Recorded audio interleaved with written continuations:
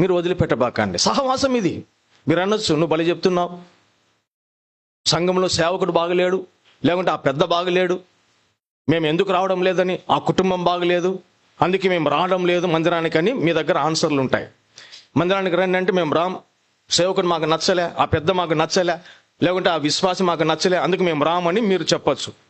సరే, మీ మాటకి వస్తాం.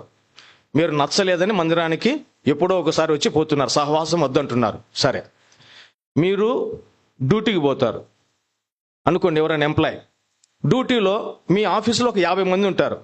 50 మంది మీకు నచ్చినారా? ఎవరో ఒకరు నచ్చరు. టెండర్ డిపార్ట్మెంటో, మెటీరియల్ డిపార్ట్మెంటో, లేకుంటే అకౌంట్స్ వాళ్ళు, ఫైనాన్స్ వాళ్ళు, ఎవరో హెచ్ఆర్ వాళ్ళు, ఎవరో మీకు నచ్చరు. పక్కోడో, ముందోడో, లేకుంటే మీ హెడ్ హెచ్ఓడినో ఎవరో మీకు నచ్చరు.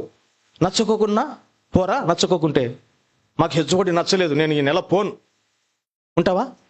పోకపోతే ఏం రాదు. మరి వారు నచ్చకపోయినా పోతున్నవే.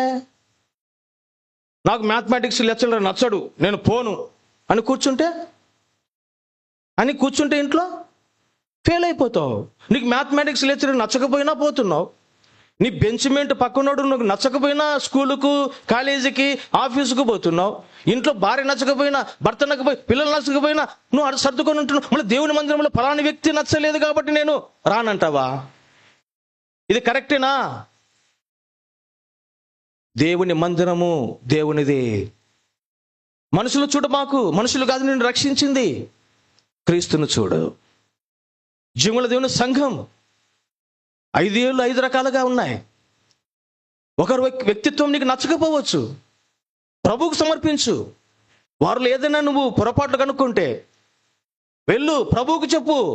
యోసేపు అన్నలు చెడుతనము చేస్తూ ఉన్నారు. ఎవరికి చెప్పినాడు యోసేపు?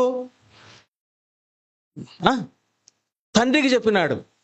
ఎవరికి చెప్పలే? పక్క వాళ్ళకు, ఫ్రెండ్కి చెప్పలే.